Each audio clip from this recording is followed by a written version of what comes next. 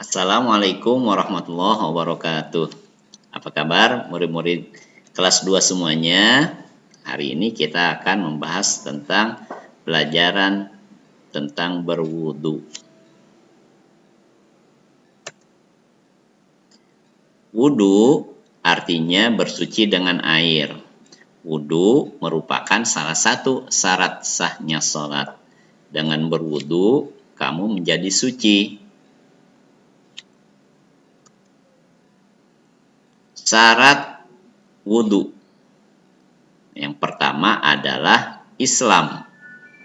Ya, kalau kita berwudu, syarat yang utama adalah Islam. Orang yang non-Islam tidak wajib untuk berwudu. Dan yang kedua, mumayyiz. Mumayyiz di sini maksudnya adalah seseorang sudah bisa membedakan mana yang baik, mana yang buruk, mana yang salah, mana yang benar. Ya, artinya dia sudah dewasa atau balik. Ya. Yang ketiga, tidak berhadas besar. Nah, di saat berwudu otomatis sudah tidak ada najis atau hadas-hadas yang menempel di dalam tubuh kita. Ya, artinya kita sudah bersih. Ya. Yang keempat, menggunakan air suci dan mensucikan. Ya, jelas dalam berwudu kita harus menggunakan air yang suci. Tidak boleh menggunakan air yang kotor, misal air yang sudah terkena najis, ya, terkena dengan kotoran dan lain sebagainya. Dan yang kelima, tidak ada yang menghalangi sampainya air ke kulit. Nah, ini penting juga, nak. Ya, kita harus perhatikan. Di saat kita berwudu, misal anggota tangan kita, ya, di sini masih ada tempelan, ya. Di saat kita berwudu, nah tempelan itu harus dibersihkan, ya, harus tidak ada yang menempel di dalam kulit kita. Rukun-rukun wudu. Nah, kalau kita bicara rukun wudu, berarti segala sesuatu yang harus kita laksanakan, ya nak, di dalam berwudu. Yang pertama adalah niat.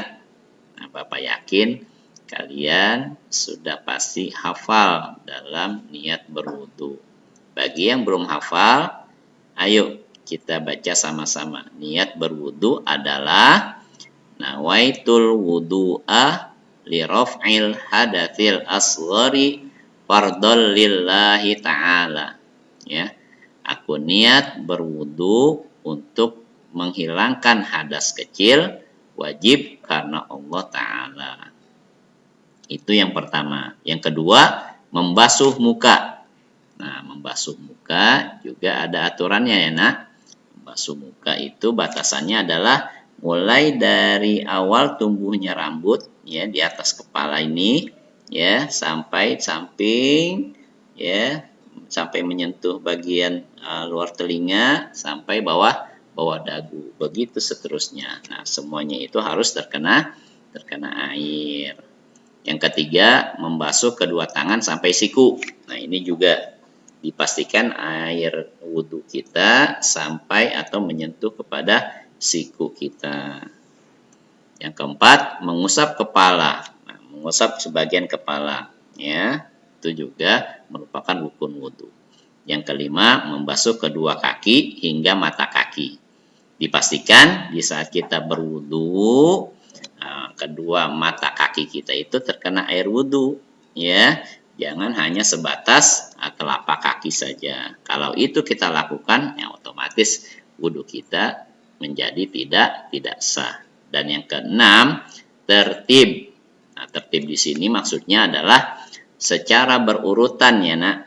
Di dalam kita berwudu harus berurutan, tidak boleh acak-acakan semacam itu. Ya, misal dari niat langsung mengusap kepala dan seterusnya. Ya, tidak boleh. Hati-hati dalam berwudu. Sunnah wudu. Nah, kalau kita bicara sunnah, berarti apa? Kan kita tahu sunnah itu adalah segala sesuatu yang kita lakukan akan mendapatkan pahala, kalaupun kita meninggalkan tidak mendapatkan dosa. Nah, sunnah berwudu antara lain. Yang pertama, membaca Bismillahirrahmanirrahim.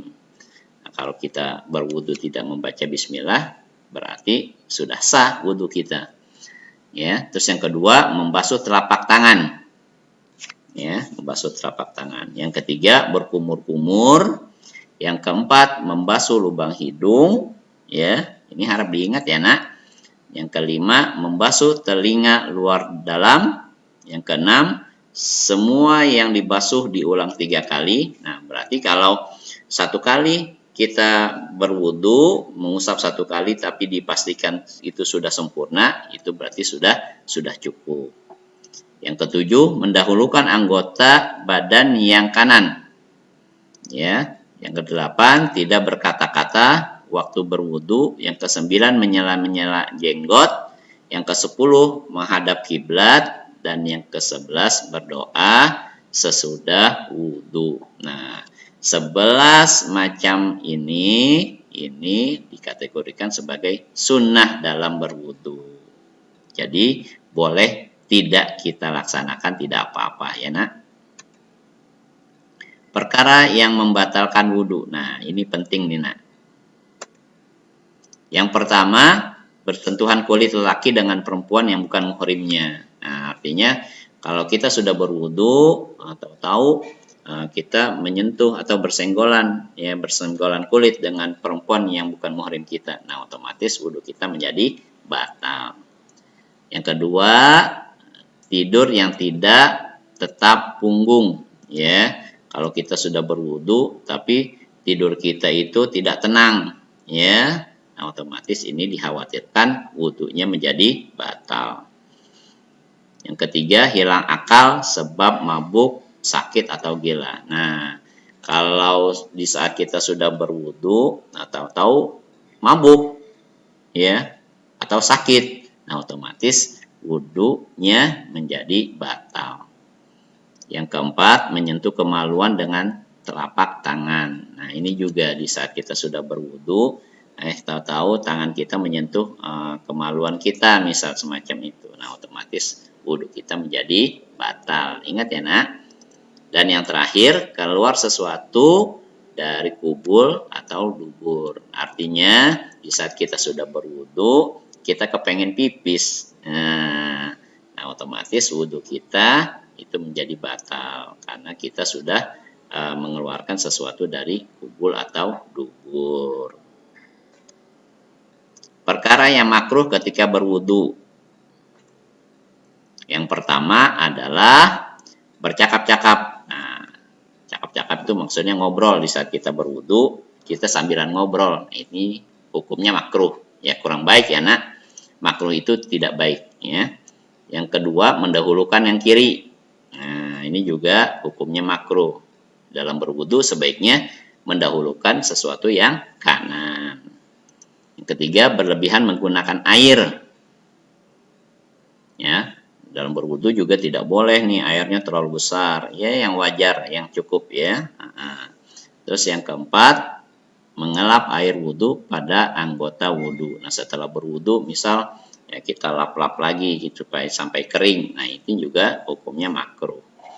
Membasuh anggota 2 atau melebihi 3 kali. Nah, ini juga hukumnya makruh.